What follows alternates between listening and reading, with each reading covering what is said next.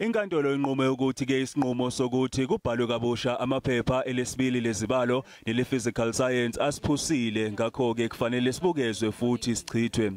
Ithi lesinyathelo singenza umqondo kuphela nxa seliphothuliwe uphenyo malungana nokuputshuka kwalamaphepha. Phezu kwalokhu iveze ukuthi kwakhona ukuqoka ukuthi lamaphepha abhalwe mhla zi-15 nangomhla zi-17 kwephezulu kunokuhlehlisela umasingana wangonyaka ozayo akuphusile neze. LeNkantolo inqume nokuthi ke amaphepha abafundi abangazange bakopele kumele amakwe ngendlela ejwayelekile.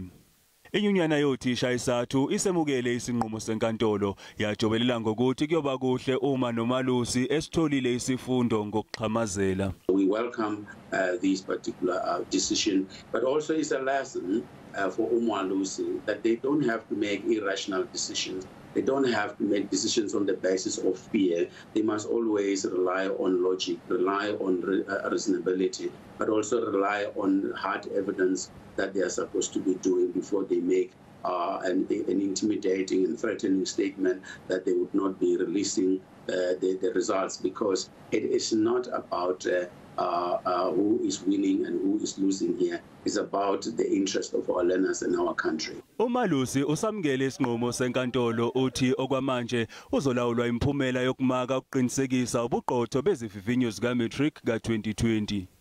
At this moment, Umalusi cannot preempt the outcome of its own processes regarding the approval of the 2020 National Senior Certificate results, because the Council needs to implement all its quality assurance processes before a final decision about the credibility and integrity of national examinations can be made. Inhlangano yabafundi iCOSAS nayo isemukele lesinqumo ithi abafundi nabazali sebengakhululeka. It's a relief to everyone, to parents, to learners, because our learners have been through a lot this year, provided the COVID-19 challenges. Umnyango wemfundo eyisisekelo ubungakaphawuli malungana nalesinqumo senkantolo.